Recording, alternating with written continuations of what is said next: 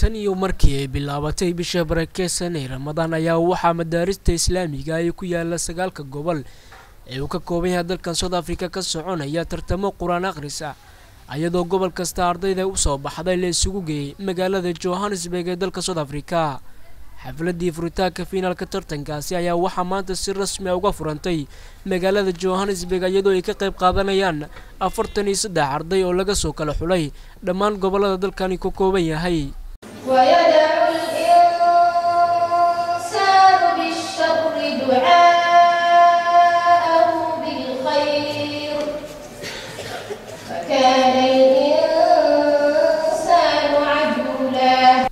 munaasabadu ay ka soo qayb galeen waalidiinta caruurta tartamaysa mas'uuliyiinta golaha dacwada Islaamiga iyo macallimiinta wax soo baray ubadkaasi ayaa waxa uu gooreen goobtaasi ka hadlay gudoomiyaha guud ee dacwada Albayaan Sheekh Xasan Guure oo ammaan ballaaran u jeediyay dhammaan cidii juhdiga ku bixisay in uu qabsoomo tartankani ayadoo sidoo kale uu mahad celiyay macallimiintii soo wax bartay ardayda tartamaysa.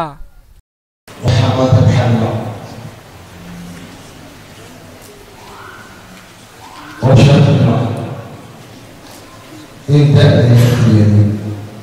وأطيني وروح وطني إذا كبرت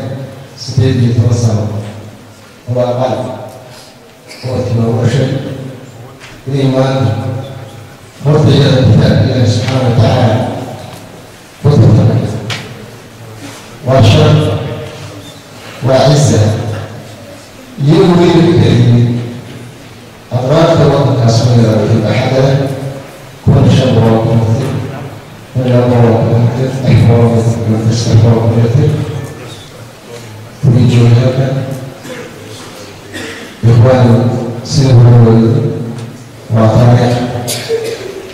بعد هذا tartankani Quraan Kariimka oo ay ka qayb galayaan 43 arday oo ka kala socda dhammaan madaarista Islaamiga ee ku yaala dalkan South Africa ayaa waxa la filayaa in maalinta bari lagu soo gabagabeeyo magaalada Johannesburg ee waddanka South Africa iyadoo sanad walba marka la gaaro bisha barakeysan ee Ramadaan lagu qabto tartan noocan oo kala ah. Cabdillaahi Qorshe, telefishinka. It scares when